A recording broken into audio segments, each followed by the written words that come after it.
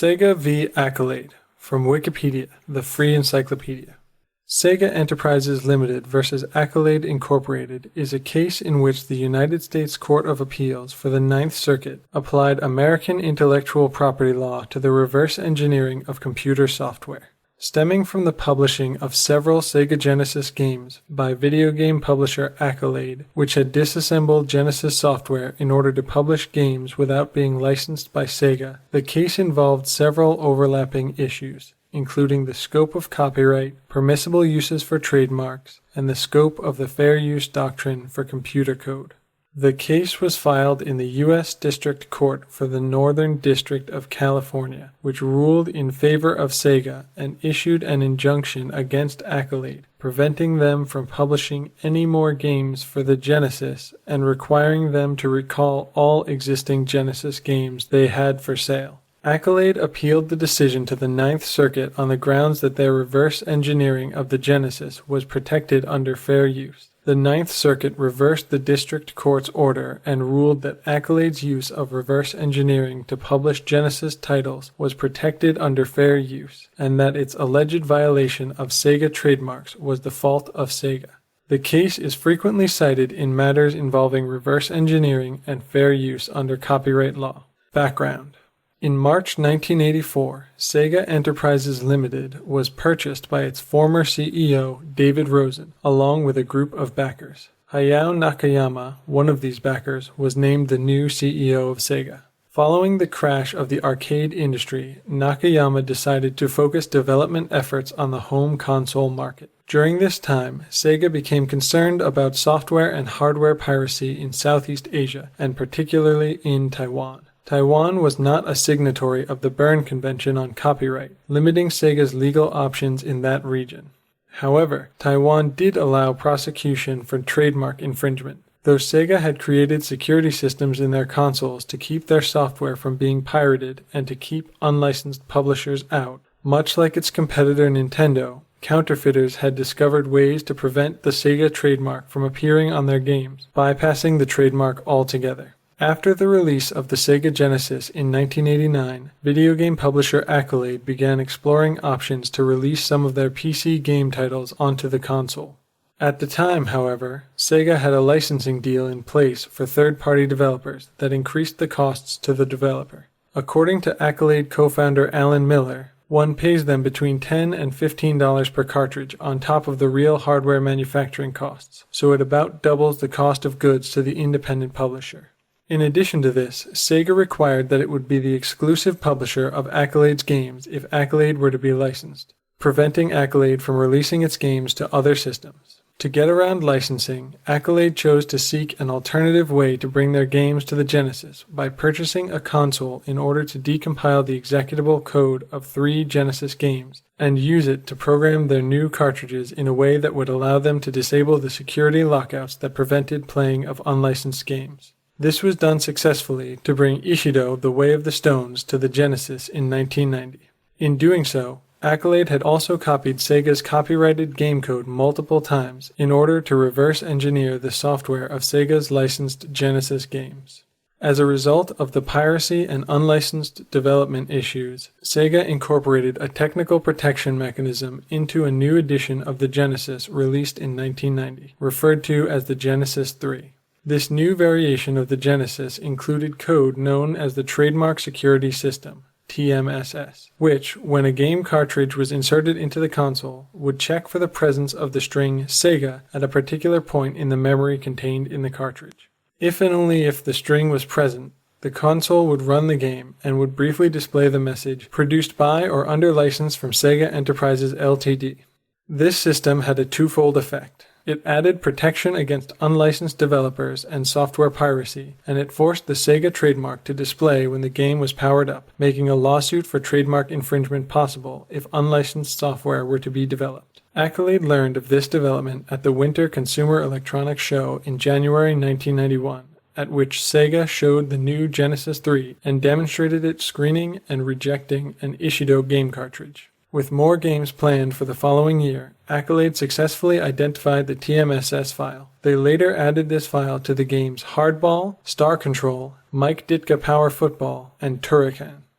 Lawsuit. On October 31st, 1991, Sega filed suit against Accolade in the United States District Court for the Northern District of California on charges of trademark infringement and unfair competition in violation of the Lanham Act. Copyright infringement, a violation of the Copyright Act of 1976, was added a month later to the list of charges. In response, Accolade filed a counterclaim for falsifying the source of its games by displaying the Sega trademark when the game was powered up. The case was heard by Judge Barbara A. Caulfield.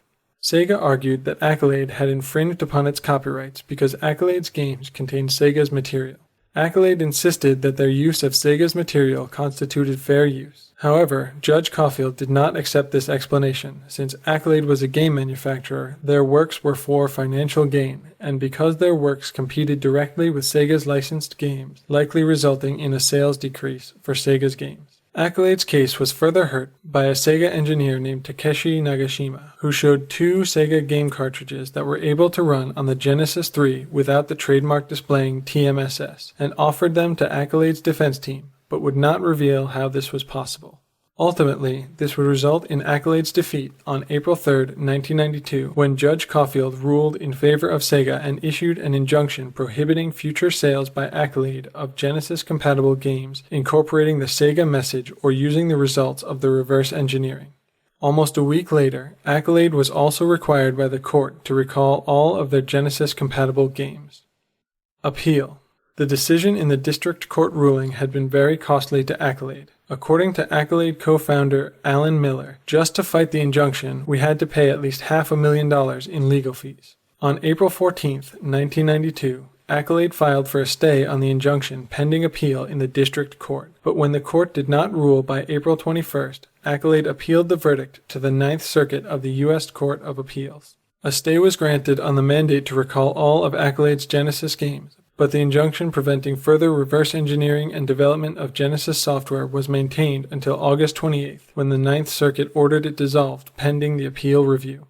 In support of the appeal, the Computer and Communications Industry Association submitted an amicus curiae brief, claiming that the district court had made errors in concluding that Accolade had infringed upon Sega's copyright by reverse engineering its software, extending copyright protection to method of operation, and failing to consider whether Accolade's games were substantially similar to Sega's copyrighted material. Amicus briefs were also submitted by the American Committee for Interoperable Systems, the Computer and Business Equipment Manufacturers Association, and copyright law professor Dennis S. Cargila from Arizona State University. In reviewing the case, the court considered several factors in its analysis, examining trademark and copyright issues separately. As in the district court trial, Nagashima showed the court a game cartridge that ran on the Genesis that did not display the trademark logo. However, the court was not moved by this, deciding that Nagashima's cartridges showed what one could do with knowledge of the TMSS, which Accolade did not possess. According to the court, because knowledge of how to avoid displaying the trademark on the Genesis 3 was not information that was public to the industry, Sega's attempt to prove that the display of their trademark was not required for games to be played on the console was insufficient. Writing for the opinion of the court,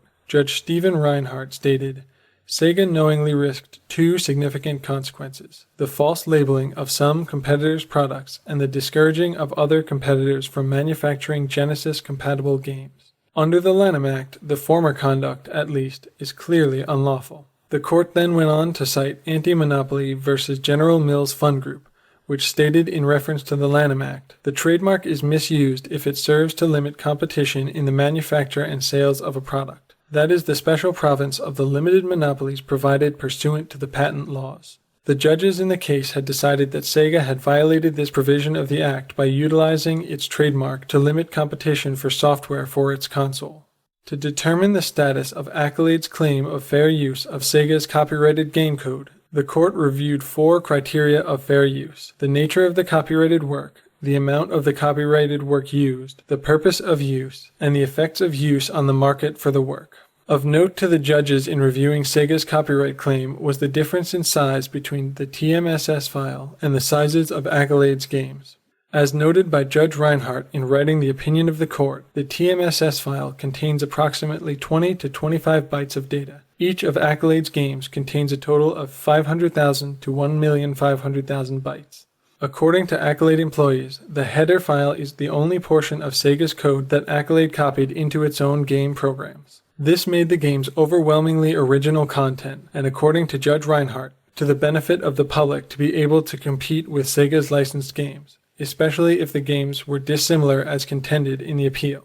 The court did not accept the argument that Accolade's games competed directly with Sega's, noting that there was no proof that any of Accolade's published games had diminished the market for any of Sega's games. Despite claims from Sega's attorneys that the company had invested much time and effort into developing the Genesis and that Accolade was capitalizing on this time and energy, the court rejected these claims under the notion that the console was largely functional and its functional principles were not protected under the Copyright Act of 1976. On the matter of reverse engineering as a process, the court concluded that where disassembly is the only way to gain access to the ideas and functional elements embodied in a copyrighted computer program, and where there is legitimate reason for seeking such access, disassembly is a fair use of the copyrighted work as a matter of law.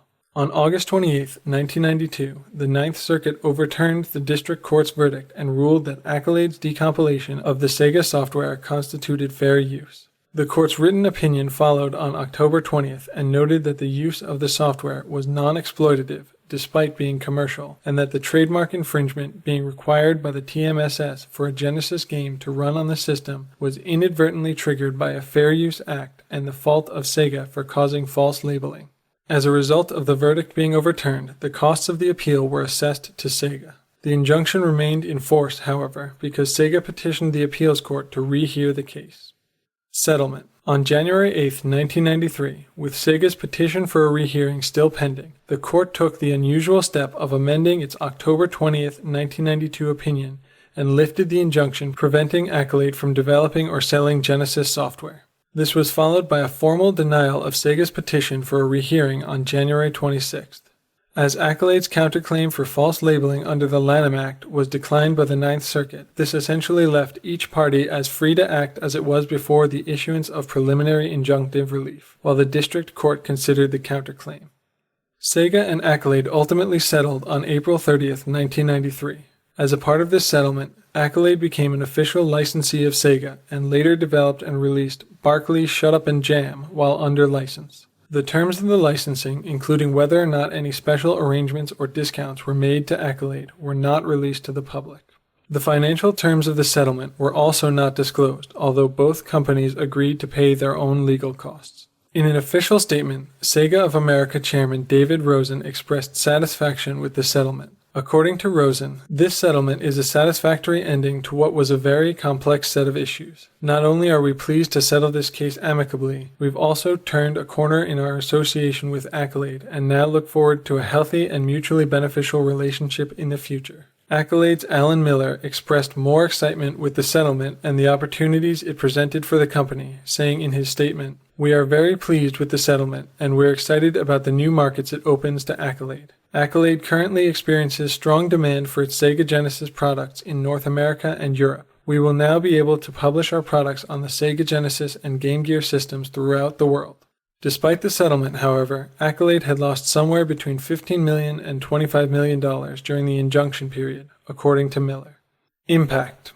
Sega v. Accolade has been an influential case in matters involving reverse engineering of software and copyright infringement, and has been cited in numerous cases since 1993. The case has redefined how reverse engineering with unlicensed products is seen in legal issues involving copyright. Legally, the decision concurred that the nature of Accolade's work in reverse engineering the Sega Genesis was to access ideas that were deemed unprotected by copyright law and could only be accessed by decompiling.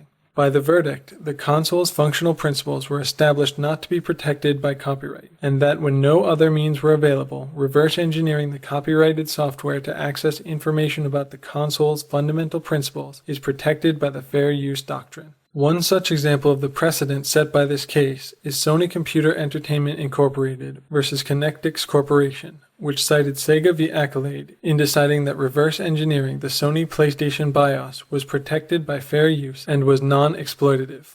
Among the influences of the verdict include Sega v. Accolade's effect on the criteria for fair use and the responsibilities of trademark holders in legal examinations. Although Accolade had copied entire Genesis games in order to identify the TMSS, the court gave little weight to the criterion on the amount of the copyrighted work being copied, in light of the fact that Accolade had done so in order to create their own compatible software. Likewise, the nature of the work was also given less weight, essentially establishing a two-factor approach to evaluating fair use in the purpose of use and impact on the market. It was also the first time that the Lanham Act was interpreted to mean that confusion resulting from the placement of one's trademark on another work by means of a security program is the fault of the original registrant of the trademark. Sega v. Accolade also served to help establish that the functional principles of computer software cannot be protected by copyright law. Rather, the only legal protection to such principles can be through holding a patent or by trade secret. This aspect of the verdict has received criticism as well, citing that though the functional principles are not protectable under copyright law, the TMSS code is protectable, and that by allowing reverse engineering as fair use despite this security, the Ninth Circuit Court of Appeals has encouraged the copying of legally protected programs for the exploration of unprotected functionality.